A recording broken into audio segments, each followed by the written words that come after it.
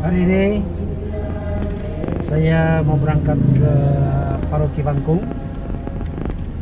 dalam rangka memberikan rekoleksi tentang kerahiman ilahi. Kita mengetahui bahwa minggu pertama setelah Paskah itu adalah minggu kerahiman ilahi. Karena itu Romo John Tanggul, pastor Paroki Bangkung, meminta saya untuk memberi rekoleksi tentang kerahiman ilahi, sekaligus nanti dilanjutkan dengan misa kudus dalam rangka persiapan batin umat untuk mengikuti misa kerahiman ilahi pada minggu pertama setelah Paskah. Saya memberi judul rekoleksi ini dipanggil kepada kekudusan, kerahiman Allah dalam kehidupan keluarga. Mengapa saya memakai dipanggil kepada kekudusan? Itu ada kaitannya dengan pertemuan keluarga sedunia yang akan diadakan di Roma pada tanggal 22 sampai 26 Juni 2022 ini, ya. Dan ada 8 katekese,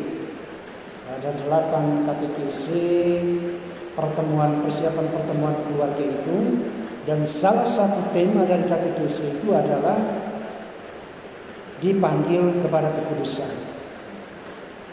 Kalau kami para imam dan para suster di sana, ya, kekudusan itu menjadi panggilan utama kami. Tetapi justru Paus Fransiskus meminta kita, ya, keluarga-keluarga supaya menjadi kudus, menjadi suci dalam kehidupan perkawinan dan keluarga. Ya. Dan tentu salah satu jalan bagi Bapak Ibu sekalian untuk mencapai kekudusan itu adalah dengan doa kerahiman ilahi. Ya. Doanya, saya kira apa yang saya sampaikan ini sudah kamu doakan semua tadi, ya, dan setiap jam 3 menit. Nah, pembimbing rohani saya dulu pernah berkata begini, hendaknya Anda selalu ingat ketika Anda memberi retret atau rekoleksi, hanya ada satu bagian dari retret atau rekoleksi yang tinggal, tidak peduli apakah pemberi retret atau rekoleksinya baik atau tidak, ialah waktu yang dipakai oleh peserta untuk berdoa. Yang terpenting kemudian ialah bagaimana Bapak Ibu sekalian, ya, setelah mendengar penghantar singkat ini, membuat Bapak Ibu sekalian semakin yakin lagi akan kekuatan doa itu di dalam kehidupan Bapak Ibu saudara-saudara. Rekoleksi atau retret adalah kesempatan untuk berdoa, untuk bermeditasi, untuk berefleksi, bahkan untuk berkontemplasi. Mendengar secara lebih intens suara Allah yang berada di dalam lubuk hati kita. Anda di rumah atau di mana saja, memandang gambar kerahiman ilahi misalnya, mengkontemplasikannya, Anda melihat gambar itu melihat Anda, tapi hati Anda memandang Tuhan, Tuhan memandang jauh ke dalam lubuk hati Anda. Demikian juga kalau Anda melakukan visitasi atau kunjungan ke gereja, Anda duduk saja di sana, lalu kemudian memandang tabernakel dan yakin begitu pulang Anda mendapat kekuatan dari Tuhan. Itu namanya kontemplasi. Apa yang hendak Tuhan katakan kepada saya? ketika kita mau mendengar suara Allah yang bergema dalam lubuk hati kita. Apa yang hendak Tuhan katakan kepada saya? Ya, coba tanya itu. Apa yang saya mau mengetahui? Apakah saya mau mengetahui bagian mana dalam diri saya yang perlu saya ubah dan yang membutuhkan penyembuhan? Kita harus tahu dalam diri kita, bagian mana dalam diri saya yang banyak orang sekarang tidak mau pergi mengaku dosa. Saya tidak tahu Bapak Ibu sekalian, harap Bapak Ibu sekalian tidak. Karena apa? Mereka bilang, apa dosa saya? Apa yang saya mau ubah dalam diri saya? Ya? Padahal banyak sekali hal-hal yang tidak beres di dalam kehidupan kita yang perlu diubah. Dengan apa? Dengan kekuatan Roh Kudus Tuhan sendiri. Ya. Atau bagian mana dalam diri saya yang membutuhkan penyembuhan? Apakah itu sakit? Sakit apa? Butuh penyembuhan? Ya. Fisik? Apakah psikologis, emosional? Saya sering marah-marah kepada anak, kepada suami, kepada istri, kepada tetangga, sampai anjing kucing disepak-sepak, ya, piring dibanting, pecah, ya misalnya seperti itu. Atau maki-maki, ya, cekwekan tidak, ya, atau hal-hal lain. Sadari bahwa kalau kita melakukan itu, kita sebenarnya secara psikologis sakit. Itu namanya gangguan mental. Ya. Jangan berpikir bahwa gangguan mental itu bego, ya, atau gila. Nah, itu yang tingkat paling atas sudah. Tapi gangguan mental yang kecil-kecil itu adalah itu. Dan kalau itu dibiarkan, bisa nanti menjadi apa yang orang sebut sebagai stres. Sesudah stres apa? Depresi. Itu istilah psikologisnya. Setelah depresi apa? Diam-diam ambil tali, gantung diri di pohon tomat. Itu sakit psikologis. Ya. Nanti kalau kita tahu penyebabnya itu apa penyebabnya? Bisa jadi juga penyebabnya adalah iblis. Iblis bekerja dengan cara apa? Mau ngaji atau ibadah mau ngaji. Loro serius atau ibadah loro serius. Bisa minggu atau ibadah bisa betul. Ya, mana baru boleh. Lalu kitab suci huruf kita itu pernah bukan, kita pernah baca, pernah sekali kita beri. Dia kata kitab suci itu, mami anak lo, asalnya bisa beri, ini mantau bersih kata kiri. Kitab suci tuh itu sembah, tuh itu baca, bukan untuk disembah, dibaca. Direnungkan, dihayati dan dilaksanakan di dalam hidup. Karena di sana penuh dengan janji-janji Tuhan, ya, janji-janji Tuhan yang menyelamatkan kita oleh setan, sehingga di dalam dirinya ya, tidak lagi melihat keagungan Tuhan, cinta Tuhan, belas kasihan Tuhan, pengampunan Tuhan, tidak bisa melihat lagi harapan-harapan ke depan, menjadi begitu putus asa.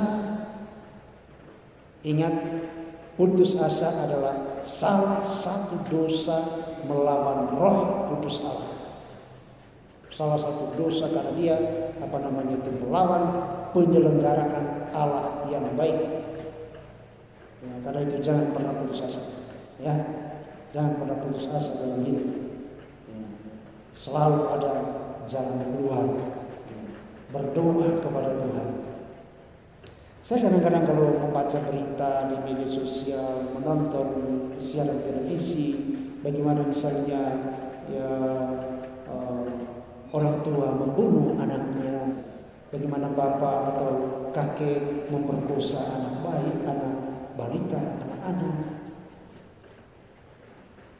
Karena apa? Tuh emang ada yang belum ini kata muka, cinta kalau teman manusia. Vijau na musiliti ka ngaji. Ne kaunda jinda itu mone makiliti, mone na iliti. Tapi membiarkan Roh Kudus menguasai kita. Sebab kalau setan yang menguasai kita, itulah jadinya perselingkuhan, ya, pelecehan seksual terhadap anak dan segala macam. Apa dari bagian rohani kita yang perlu disembuhkan? Dan kalau saya sudah menemukannya, apakah saya mau diubah dan disembuhkan?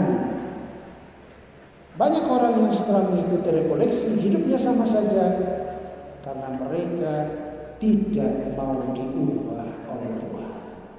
Itu Efesus pasal 1 ayat 34 berkata, terpujilah Allah dan Bapa Tuhan kita Yesus Kristus, yang dalam Kristus telah mengaruniakan kepada kita segala berkat rohani di dalam sorga. Sebab di dalam Dia Allah telah memilih kita sebelum dunia dijadikan, supaya apa? Supaya kita kudus dan tak bercacat di hadapan-Nya. Jadi itu panggilan kita semua, menjadi kudus dan tidak bercacat di hadapan-Nya. Pesan utama kerahiman ilahi adalah bahwa Allah mengasihi kita, semuanya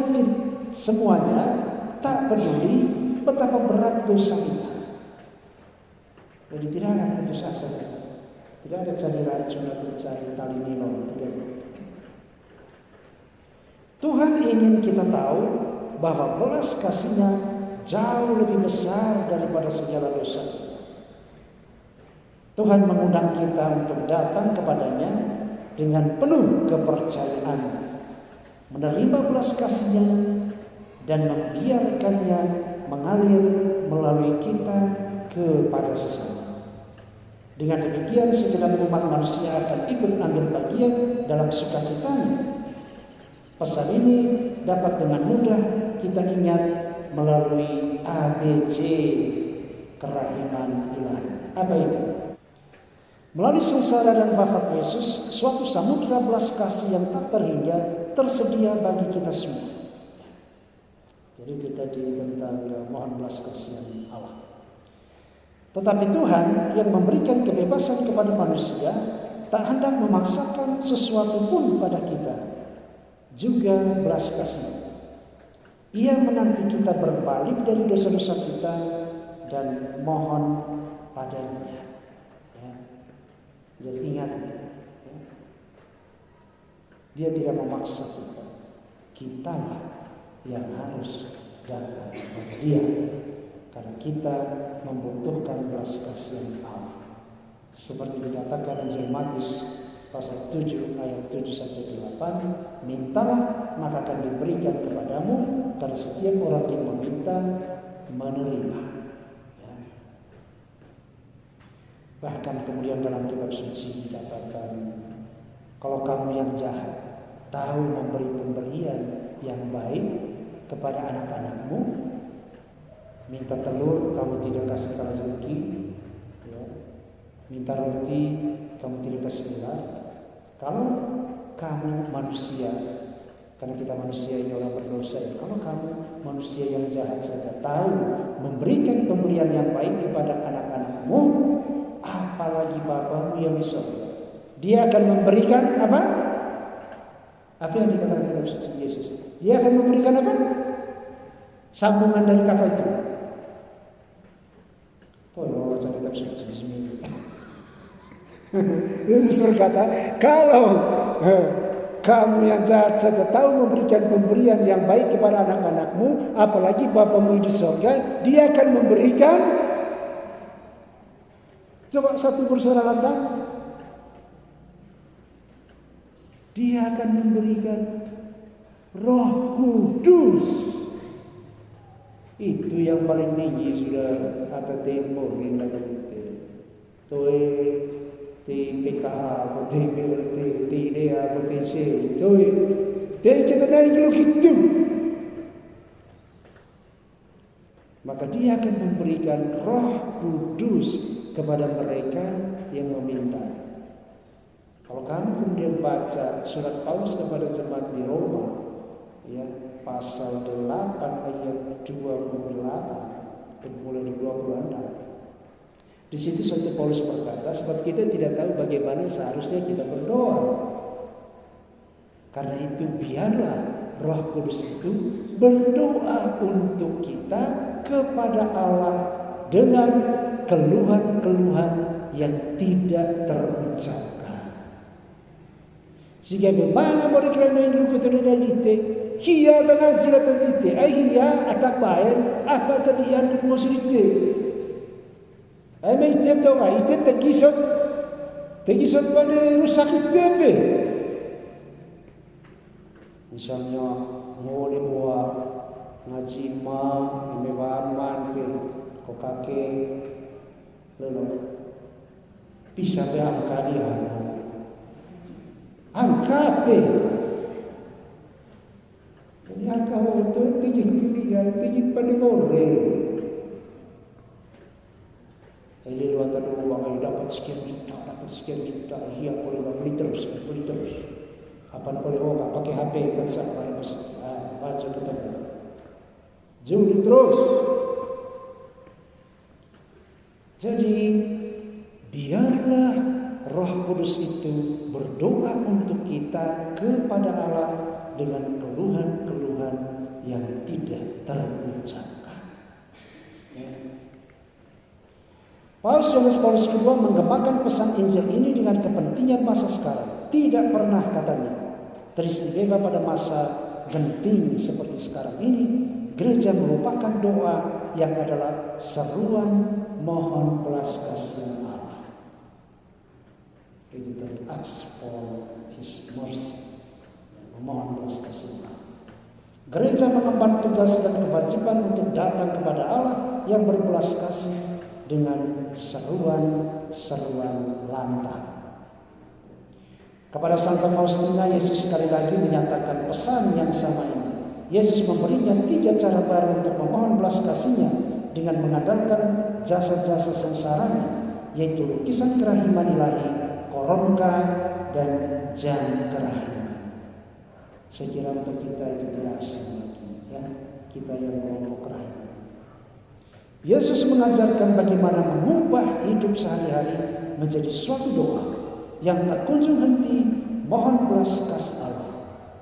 Melalui rasul kerahimannya, Yesus memanggil kita semua untuk mohon belas kasih-Nya. Dulu ketika saya masih di Jawa, yang saya memberikan retret, antara lain misalnya pagi hari itu di samping Leksio Divina, ibadat pagi, kita juga mengajarkan doa Yesus. Doa Yesus itu apa? Hanya sebut Yesus saja. Yesus, Yesus, Yesus, Yesus. Dan banyak orang mempraktekkan itu. Ibu-ibu ketika sendirian di rumah lagi memasak makanan, tidak ada orang lain yang mengganggu, dalam hatinya disebut Yesus, Yesus, Yesus, Yesus. Sebut itu terus saja. Banyak sekali orang yang mempraktikkan itu dan mereka menjadi kuat, mereka menjadi orang yang baik, ibu yang baik, tidak emosional. Ya, lalu kemudian mereka dapat inspirasi bagaimana mendidik anak atau bagaimana mengembangkan usaha, bagaimana bekerja dengan baik, bertani dengan baik dan sebagainya. Sederhana. Dalam hati kami menyebut Yesus, Yesus, sehingga terhindar dari pikiran macam-macam yang jelek. Pikiran untuk balas dendam, pikiran untuk inilah terhadap suami lah, anak lah, tetangga, siapa lah. Demikian juga apa yang kita dapat dari kerahiman ilahi ini kita juga bisa mengulang-ulangnya. Yesus kau andalanku dan seterusnya. Yesus mengajarkan bagaimana mengubah hidup sehari-hari tadi menjadi suatu doa yang tak kunjung henti. Jiwa-jiwa yang mohon belas kasih-Ku menyenangkan hati-Ku. Kepada jiwa-jiwa ini Aku menganugerahkan bahkan lebih banyak dari yang mereka minta.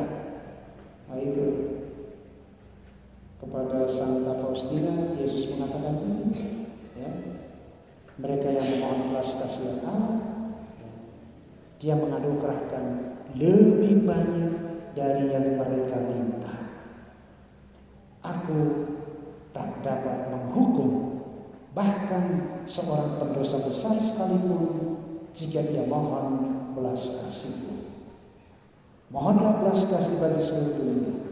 Tak satu pun jiwa pun yang mohon belas kasih-Ku akan dikecewakan. Itu kerahiman Allah itu luar biasa. Ya. Dan kita sudah menghayati, mengkontemplasikannya pada pekan suci kemarin. Karena itu tidak ada dalam tradisi orang Katolik misalnya. Kalau ini penjahat, ya, entahkah begal, pembunuh, pencuri, ya, begitu dapat langsung dihajar sampai mati. Itu bukan orang Katolik, itu bukan orang Kristen, itu bukan orang yang tidak mengenal Allah. Ingat, Yesus katakan itu, sebesar apapun dosa orang itu, Tuhan tetap menyatakan kerahiman dan belas kasih-Nya, menunggu dia untuk bertobat. Kalau sampai saatnya dia tidak bertobat, itu kesalahannya sendiri. Lalu kita sedikit menjelaskan tentang berbelas kasihan kepada sesama, to be merciful. Belas kasih adalah kasih yang berusaha meringankan penderitaan sesama. Belas kasih adalah kasih yang hidup, yang dicurahkan atas sesama guna menyembuhkannya, melegakan, menghibur, mengampuni, menghapus rasa sakit. Itulah kasih yang Tuhan tawarkan kepada kita, dan itulah kasih yang Ia kehendaki kita tawarkan kepada sesama. Aku memberikan perintah baru kepada kamu, yaitu supaya kamu saling mengasihi, sama seperti aku telah mengasihi kamu, demikian pula kamu harus saling mengasihi. Ya. Betapa Tuhan kita menekankan hal ini kepada Santa Faustina. Aku menghendaki dari kalian perbuatan-perbuatan belas kasih yang timbul karena kasih kepadaku.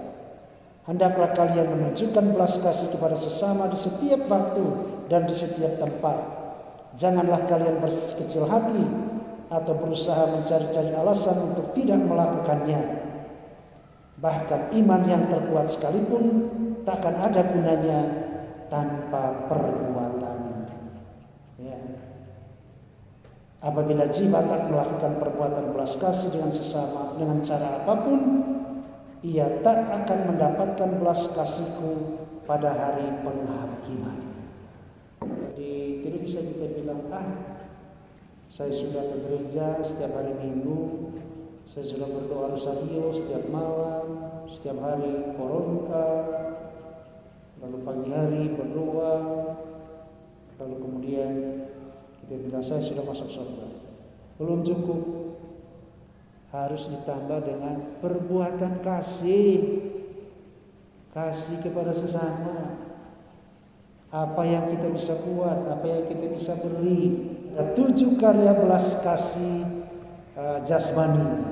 Memberi makan kepada orang yang lapar, memberi minum kepada yang haus, memberi tumpangan kepada tunawisma, mengenakan pakaian kepada yang telanjang, mengunjungi orang miskin, mengunjungi orang tahanan, menguburkan orang mati. Jadi itu karya belas kasih jasmani. Saya masih ingat dulu ya, waktu kecil, bapak mama saya di dekat Bari di bawah ya, di Raba di Bari di bawah. Banyak sekali orang-orang dari sini. Nah, kami menyebutnya orang Rahong sejarah. Ngomika betul, koma bara, papalele. Emel mana sekian cekone baru, tokone baru dan. Imam mahu ay. Memang ikan goreng, ikan goreng. Memang manuk ay, dulu manuk. Mereka imam mahu ibu kecai bekasuk ka, dulu manuk kalau ikan goreng. Pokok oleh terus suami kata. Bagaimana saya punya mama jawab? Nana, apa tapang lidah ko, apa dah miso? Ladan teme utai. Ai meu tu bisa tu apa no os meu. Meu tu bisa laku cebanas. Kamu tidak ada di tempat ini nanti. Besok-besok kamu sudah keluar dari rumah. Dan dimanapun kamu berada, kami berdoa supaya orang itu juga menerima kamu sebagaimana kami menerima orang-orang yang tidak kami kenal, yang tidak ada hubungan keluarga dengan kami. Apa yang kami buat ini untuk kamu ketika kamu nanti merantau. Dan memang secara pribadi saya rasakan, saya pergi di mana-mana, selalu saja ada orang yang mau berbuat baik. Saya 10 tahun di Jawa, bahkan saya ketika keluar negeri juga, ya banyak sekali orang baik-baik di sana. Kita tidak kenal sama sekali. Ya. Tapi itu tadi, jangan lupa 7 karya belas kasih jasmani. Lalu kemudian ada 7 karya belas kasih rohani: mengajar, memberi nasihat, menghibur, membesarkan hati, mengampuni, menanggung dengan sabar hati, mendoakan mereka yang hidup dan mati. Jadi jangan berpikir begini, untuk apa menasihati anak orang? Ya, nanti orang bilang apa? Nasihat anak derung, misalnya begitu. Jangan. Itu termasuk karya belas kasih rohani ketika kita menasihati. Dia terima atau tidak terima itu urusan dia. Ya. Walaupun ya penting juga ketika kita menasihati, nasihati itu kita jalankan juga dalam kehidupan kita. Ya. Hanya kadang-kadang berpikir begini, ambil pastor khotbah dari altar ini yang bagus-bagus semua. Nah pertanyaan, apakah kami semua menjalankan itu? Belum tentu. Adalah, tapi tidak 100%, tidak semua. Tapi menggoda dan itu, kira kita kudus di kakupuat atau begitulah tentu umat. Tidak menjalankan karya belas kasih mengajar atau memberi nasihat ini, menghibur, membesarkan hati, mengampuni. Baik, lalu yang berikut adalah percaya penuh kepadanya. Kepercayaan penuh kepada Yesus merupakan intisari pesan kerahiman. Seperti sudah saya katakan tadi. Apabila kita pergi ke sumber mata air umum, kita dapat menimba sepuasnya, asal saja kita memiliki timba sebagai wadah air. Dalam penampakannya berulang kepada Santa Faustina, juru selamat ilahi kita menegaskan bahwa sumber mata air adalah hatinya. Air adalah belas kasihnya dan timba adalah kepercayaan kita. Ya. Aku telah membuka hatiku sebagai sumber belas kasih yang hidup. Biarlah segenap jiwa menimba hidup darinya. Biarlah mereka menghampiri samudera belas kasih ini dengan penuh kepercayaan. Di salib sumber belas kasihku dibuka lebar-lebar dengan tombak bagi segenap jiwa. Tak satu jiwa pun akan ku kecualikan. Jadi tidak ada orang yang ada di luar, semua di dalam, semua dipanggil kepada pertobatan, semua dipanggil kepada kekudusan dan kesucian hidup. Aku menawarkan kepada manusia suatu timba dengan mana hendaknya mereka terus-menerus datang menimba rahmat-rahmat dari sumber belas kasih. Timba itu adalah lukisan dengan tulisan Yesus engkau andalanku. Ya. Saya kira di rumah kita sudah ada semua itu ya. Sudah ada semua. Rahmat belas kasihku diperoleh dengan sarana satu timba saja, yaitu kepercayaan. Semakin suatu jiwa percaya, semakin banyak ia menerima. Tentu seperti saya katakan tadi, tidak dibuang saja dari langit. Kita tinggal tada, kita terima, tidak. Kita harus mau berusaha menggapainya dengan kemampuan-kemampuan yang Tuhan berikan pada kita. Ada satu ungkapan yang menarik juga. Ya. Tuhan memberi makan kepada semua burung yang berterbangan. Benar toh? Ya, tidak ada burung yang mati kelaparan. Jadi Tuhan memberi makan kepada semua burung yang berterbangan. Tetapi ia tidak melemparkan makanan ke dalam sarang mereka. Mereka harus cari. Ya, dan demikian juga dalam soal iman kita, demikian juga dalam usaha dan pekerjaan kita. Aku adalah kasih dan belas kasih itu sendiri. Janganlah suatu jiwa pun takut menghampiriku, walau dosanya merah bagaikan kirmis. Belas kasihku jauh lebih besar dari dosa-dosamu dan dosa-dosa seluruh dunia. Aku membiarkan hatiku yang maha kudus ditikam sebilah tombak, agar terbuka lebarlah sumber belas kasih bagi kalian. Sebab itu marilah dengan penuh kepercayaan menimba rahmat-rahmat dari sumber ini. Tak pernah aku menolak hati yang bertobat. Lebih cepat langit dan bumi lenyap daripada belas kasihku menolak mendekap jiwa yang percaya. Percaya penuh berarti membiarkan Tuhan menjadi Tuhan atas kita dan bukannya menjadikan diri sebagai Tuhan. Berarti membiarkan Tuhan menuliskan skenario hidup kita dan bukannya memaksakan skenario kita sendiri. Berarti kita menepati jujur janji luhur yang kita ucapkan dalam doa Bapa kami. Jadilah kehendakmu, bukan kehendakku, di atas bumi seperti di dalam sorga. Berarti bahkan di saat-saat menderita, kita berseru seperti Yesus di Taman Getsemani.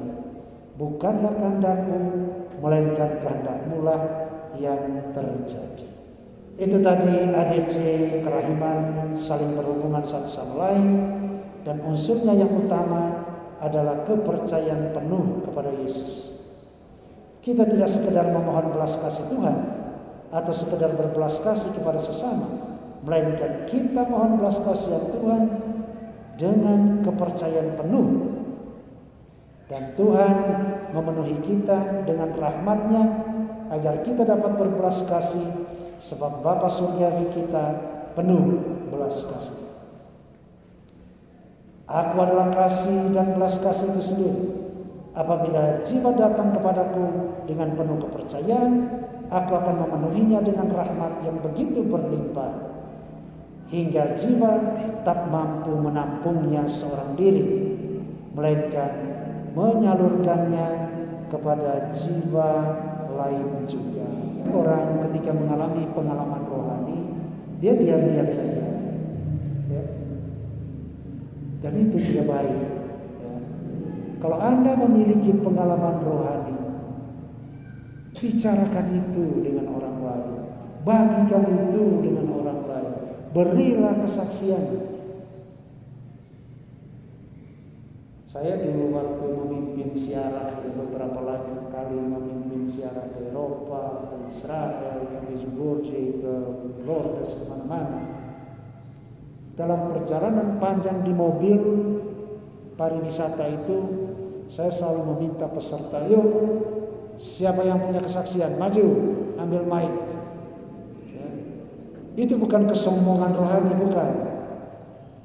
supaya kita menguatkan orang lain ya di dalam kehidupan ini. Seperti yang dikatakan tadi oleh Yesus melalui Santa Faustina, ya.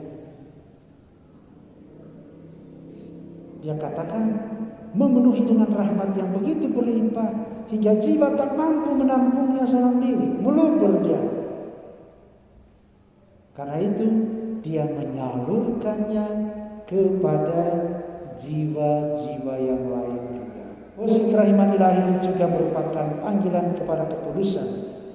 Sebab akulah Tuhan Allahmu, maka haruslah kamu menguduskan dirimu dan haruslah kamu kudus, sebab aku ini kudus. Nah, Paus di sini mengatakan melalui Gaudete et Exsultate, mendorong setiap orang untuk menanggapi panggilannya masing-masing menuju kepada kekudusan. Allah tidak memanggil semua orang secara acak dan umum. Ia menyampaikan panggilannya secara pribadi kepada setiap orang. Ya. Jadi tengah cenggota, mau tekan ngaji tadi lalong, itu tanya lagi. Aku nemar, ayam tengah cerita kita, katakan tidak bisa. Anda tidak bisa menitipkan keselamatan Anda pada istri atau anak Anda.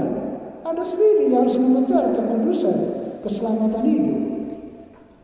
Istri juga tidak bisa begitu. Tak manona ayah apa urus pakai bulan. Dari hal ketemu ada seminggu itu kan. Tibalah berkaki kecelatan tak tidak bisa. Ya. Tuhan memanggil kita secara pribadi. Pribadi lepas pribadi. Itu bahasa orang karismatik. Mereka kalau menyanyi itu pribadi lepas pribadi. Maksudnya ya setiap pribadi. Ya. Lihat kata Paus, saya senang melihat kekudusan yang ada dalam kesabaran umat Allah. Dalam diri orang tua yang membesarkan anak-anaknya dengan kasih sayang yang sangat besar. Dalam diri laki-laki dan perempuan yang bekerja keras untuk menafkahi keluarga mereka. Dalam diri mereka yang sakit, dalam diri kaum religius. Lanjut usia yang tetap tersenyum. Di dalam kegigihan perjuangan mereka untuk terus maju hari demi hari. Saya melihat kekudusan dari gereja yang militan. Semua orang beriman dalam keadaan dan status manapun juga dipanggil oleh Tuhan untuk menuju kesucian yang sempurna, seperti Bapa sendiri sempurna, masing-masing melalui jalannya sendiri. Yang terpenting adalah masing-masing umat beriman menegaskan jalannya sendiri dan menghasilkan apa yang terbaik dari dirinya. Karunia begitu personal yang Allah tempatkan di dalam dirinya, daripada berusaha keras untuk mencoba meniru sesuatu yang tidak dimaksudkan baginya. Misalnya, Anda sekalian ini merasa lebih dekat dengan Tuhan, bisa mencapai jalan kekudusan melalui kerahiman ilahi, devosinya. Ya. Yang lain mungkin bilang, saya tidak bisa di situ. Saya mau di Legio Maria. Oke, silakan. Yang penting ada sungguh-sungguh di sana. Tidak dibilang, saya tidak di kerahiman, saya tidak di Legio Maria, saya di Karismati. Silakan. Saya di sini, saya di situ. Silakan. Ya. Itu soal devosi. Tapi soal liturgi ya wajib. Misalnya hari Minggu, jadi saya bilang, saya kerahiman saja, hari Minggu saya tidak. Itu bisa. Nah, karena satunya devosi, satunya liturgi. Ya. Jadi penegasannya, untuk menjadi kudus tidak perlu menjadi seorang uskup, imam, ataupun religius. Kita seringkali tergoda untuk memikirkan bahwa kekudusan hanyalah diperuntukkan bagi mereka yang dapat menjaga jarak dari pekerjaan biasa sehari-hari dan mencurahkan waktu lebih banyak untuk berdoa. Bukan seperti itu. Kita semua dipanggil untuk menjadi kudus dengan menghayati hidup kita dengan kasih dan masing-masing memberikan kesaksian sendiri dalam kegiatan setiap hari dimanapun kita berada. Apakah Anda seorang anggota hidup bakti?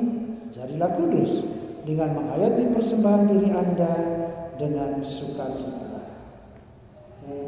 Bagi yang awam, silakan dengan kehidupan Anda sehari-hari.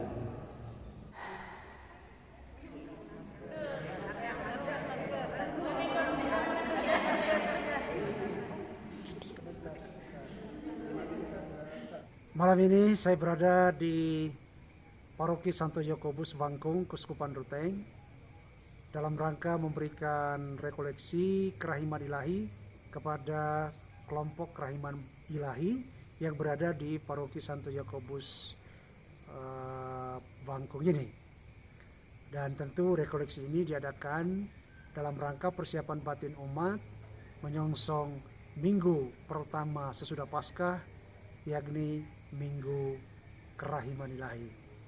Saya melihat taman di sini sangat-sangat bagus dan indah.